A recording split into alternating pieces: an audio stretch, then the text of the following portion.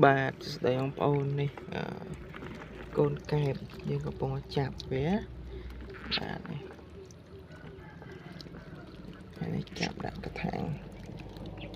បាទ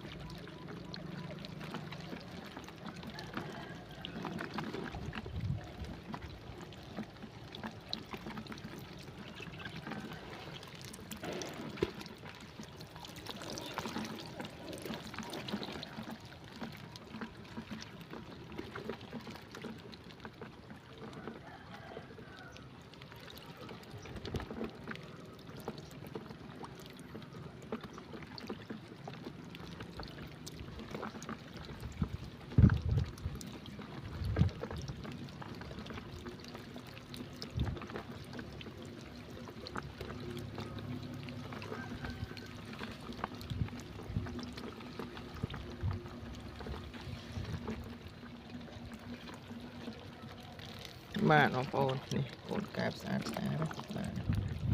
នេះពងចាប់វាបាទពងចាប់បាទនេះខំគ្នាបាទនេះខ្ញុំប្រហូរទឹកអស់ហើយណាបាទខ្ញុំប្រហូរទឹកអស់ហើយមិនមែនពេលយើងចាំយើងអត់ដាក់ទឹកទេយើងដាក់ទឹកតិចណាឆិចបាទឆិច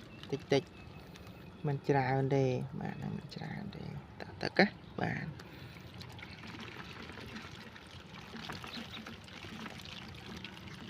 នេះចាប់មកខាងហ្នឹង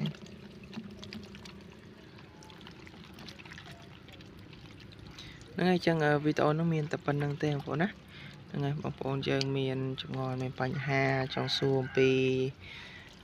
បទពិសោធន៍ឬក៏របៀបរបបនៃការចិញ្ចឹមឲ្យអាចទំនាក់ទំនងសាកសួរបានណាបងប្អូនបាទហ្នឹងហើយ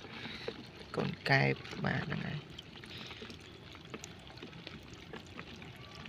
ចាអរគុណច្រើនបងប្អូនណាជួបគ្នានៅវីដេអូក្រោយបាទ